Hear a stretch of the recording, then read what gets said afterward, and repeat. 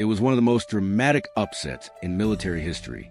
A colossal northern army, led by the most powerful warlord of the era, facing a ragtag coalition that was outnumbered nearly 4-1.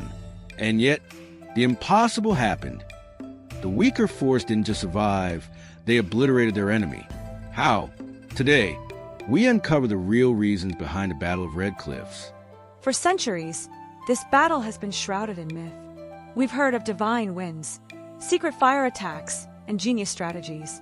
But was it really fate? Or were there far more practical factors at play? Let's go beyond the legend and analyze what truly happened. Cao Cao's army was often described as an unstoppable force, 800,000 strong, sweeping down from the north like an avalanche. But let's break this down. Were his numbers truly that overwhelming? Most modern historians agree that this is an exaggeration. The real number was likely around 220,000 to 250,000. And here's the catch. Many of them were not seasoned warriors. A large portion of his troops were former enemies who had just surrendered. Others were militia, not trained soldiers. And to make things worse, disease was running rampant in the camp.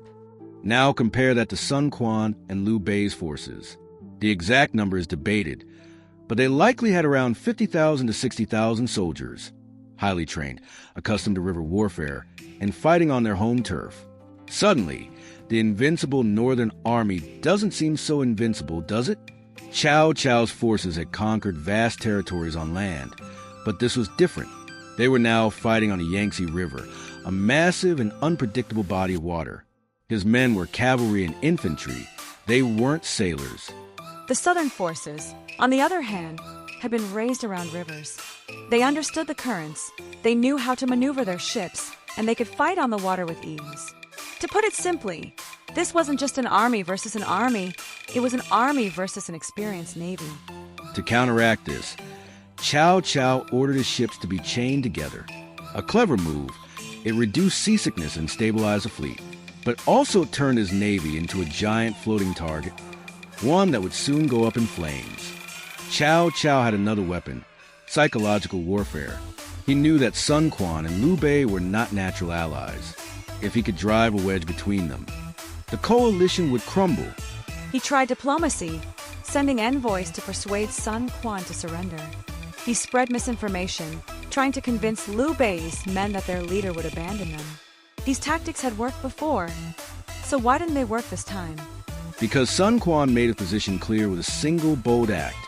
He drew his sword and chopped off the corner of his desk, declaring, "If anyone dares speak of surrender again, this is what will happen to them."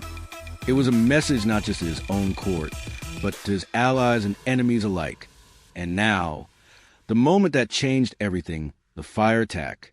Forget the myths of Zhuge Liang waving a fan to summon the wind. This was no miracle. It was pure strategy. Zhou Yu, Sun Quan's commander, understood the seasonal winds.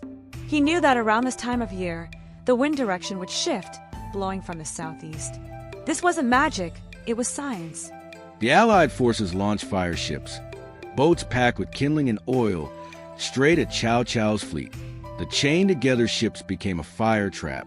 The flames spread uncontrollably, turning the entire river into an inferno. Soldiers panicked. Some jumped overboard and drowned, others burned.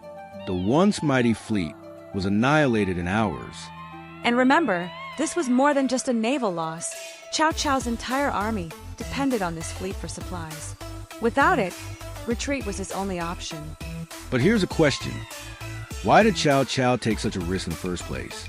Why rush south with an exhausted army, fighting in unfamiliar terrain? The answer lies in political necessity. Cao Cao had just unified northern China after years of war.